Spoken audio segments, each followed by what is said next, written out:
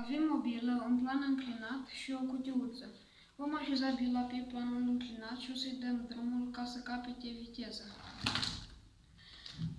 Observăm că bila a pus în mișcare și a deplasat cutiuța, deci bila în mișcare este capabilă să efectueze un lucru mecanic, deci are energie mecanică.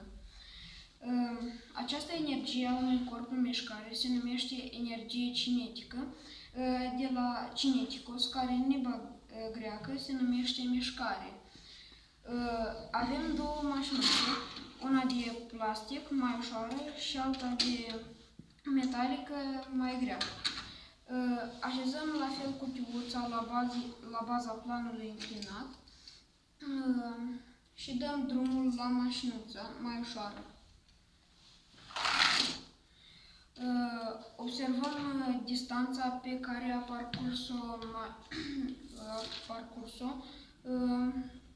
apoi așezăm mașinuța mai grea la baza planului înclinat.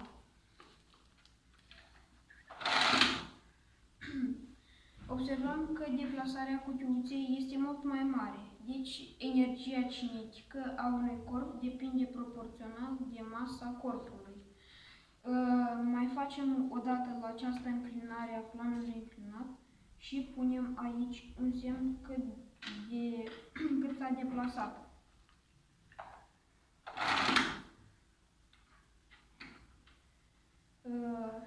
Și acum mărim unghiul planului înclinat.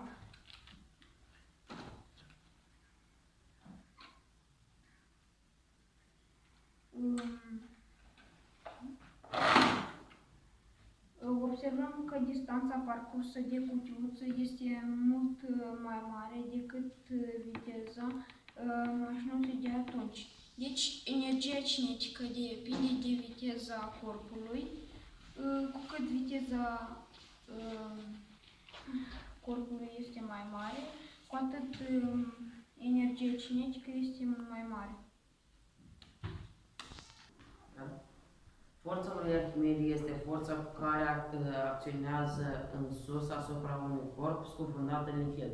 Forța lui Arhimede depinde de densitatea lichidului. Am trei pahare de apă.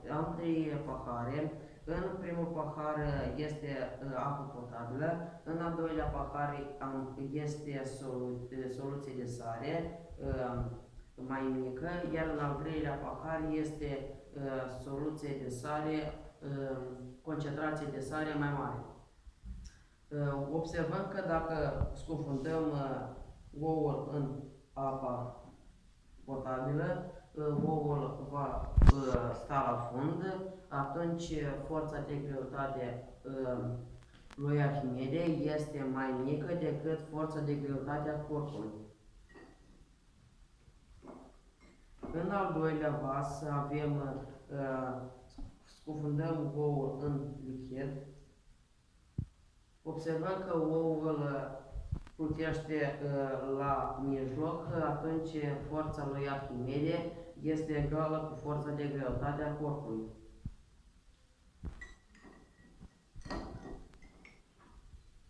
În al doilea pahar scufundăm ouul. Observăm că ouul plutește deasupra, atunci forța lui Arhimede este mai mare decât forța de greutate a corpului.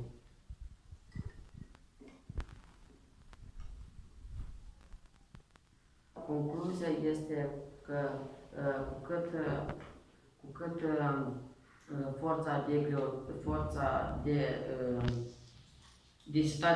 cât densitatea apei, densitatea lichidului este mai mare, cu atât forța lui Arhimede este mai mare.